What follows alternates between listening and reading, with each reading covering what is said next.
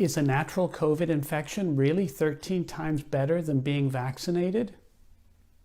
My viewers have been asking me to review a new study that everybody's talking about. This study, performed during the recent Delta outbreak in Israel, demonstrates natural immunity to COVID. Here is the study. The study investigators did a retrospective observational study comparing 3 different groups. Now, it's important to note that the authors of the study had no financial disclosures and there was no commercial funding. The study is in preprint and it's not peer-reviewed. The first group had never been infected with SARS-CoV-2 and they received 2 doses of the Pfizer vaccine. The second group were previously infected individuals who had not been vaccinated, and the third group were previously infected people who received a single dose of the Pfizer vaccine.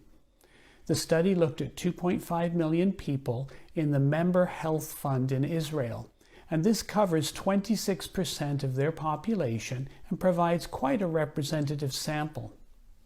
The study population included people older than age 16 who were vaccinated before February 28, 2021, or who had had a documented SARS-CoV-2 infection by this date, or who had both the documented infection and then received 1 dose of the vaccine 3 months later.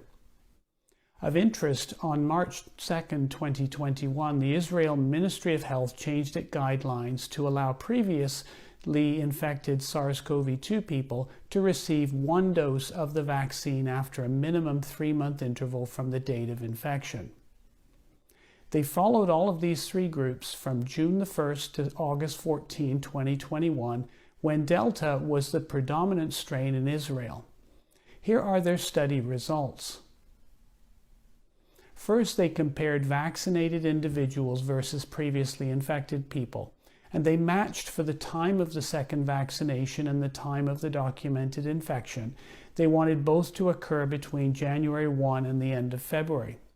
So what they were trying to do here was to match the time their immune system was activated in both groups, and then after that examine what the protection was from either vaccination or natural infection. They matched 16,215 people in each group. There were 257 infections, of which 238 occurred in the vaccination group, meaning a breakthrough infection, and just 19 in the previously infected group. Now, this represents a 13 times increased risk for breakthrough infection as opposed to reinfection. Statistically, the likelihood of this result occurring by chance would be less than 1 in 1,000. They then looked at symptomatic infections during the follow-up. There were 199 total cases, 199 in the vaccinated group, and only 8 in the previously infected group. This represents a 27 times increased risk for symptomatic vaccine breakthrough infection as opposed to symptomatic reinfection in the natural immunity group. Statistically, the likelihood of this result occurring by chance would be again less than 1 in 1,000. Now, there were 9 cases of COVID-19 related hospitalizations, 8 in the vaccinated group and only 1 in the previously infected group. No COVID-19 related deaths were seen in either cohort. Next, they matched 14,029 people who were previously infected with people who had been previously infected, then subsequently got vaccinated.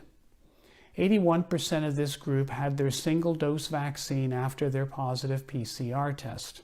When they analyzed all the data, they did find a trend towards reduction of risk of infection, but it did not achieve statistical significance. That may be due to the fact that there were small numbers of reinfections in both groups. In summary, this study is the largest real-world observational study we have comparing natural immunity gains from previous SARS-CoV-2 infection to the Pfizer 2-shot vaccine-induced immunity. There was a 13 times increased risk for breakthrough infection with Delta if you were vaccinated in January or February 2021 versus being infected during those 2 months.